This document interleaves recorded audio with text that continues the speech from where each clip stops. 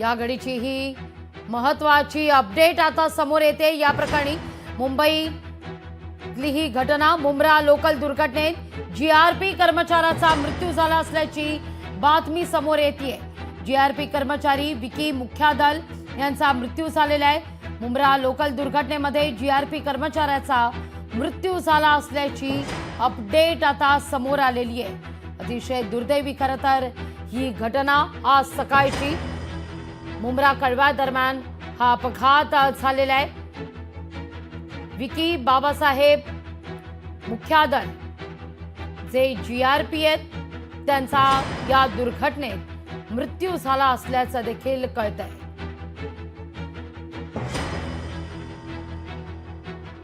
Mumbai local दुर्घटनेतील आता मृतांची ओळख पटलेली आहे।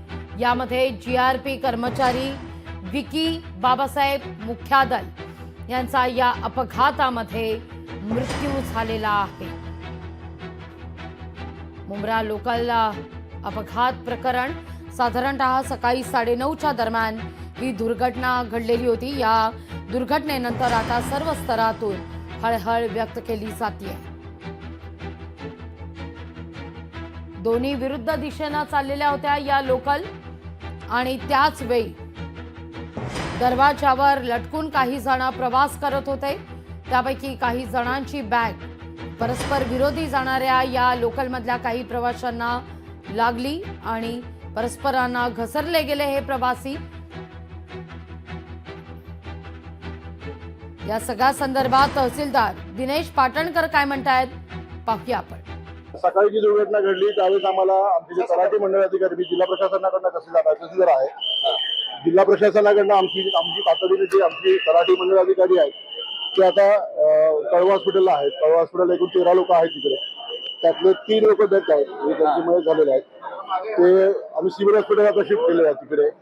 त्यानंतर उर्वरित जे लोक आहेत म्हणजे त्यांचे उपचार चालू आहेत। आता तरी आम्ही 13 वरतीच आतापर्यंत माझ्याकडे इन्फॉर्मेशन 13ची आहे। 13 मधले 4 जे आहेत ते मयत झालेले आहेत आणि उर्वरित लोकांवरती उपचार चालू आहेत। त्याच्यामुळे उपचार घेण्याचं काम चालू असताना जर काही घडलं तर ते तुम्हाला मी अपडेट करेन।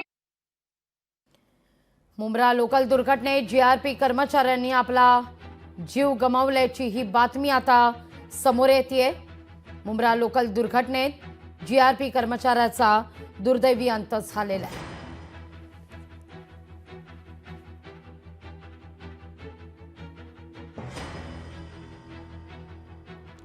तर या सगळ्या प्रकरणी आता आणखीन एक अपडेट, मुंबईच्या रेल्वेवरच्या या गर्दीनं काही प्रवाशांचा मृत्यू झालेला आहे।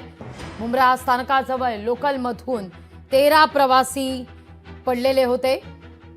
यात काही प्रवाशांचा मृत्यू झाल्याचं कळतंय, काहींची आता ओळखही पटलेली आहे। मध्य रेल्वेचे जनसंपर्क अधिकाऱ्यांनी या सगळ्या संदर्भात माहिती आता जारी केलेली आहे। तर मुख्यमंत्री, उपमुख्यमंत्री यांनी देखील या घटनेसंदर्भात शोक व्यक्त केलेला आहे।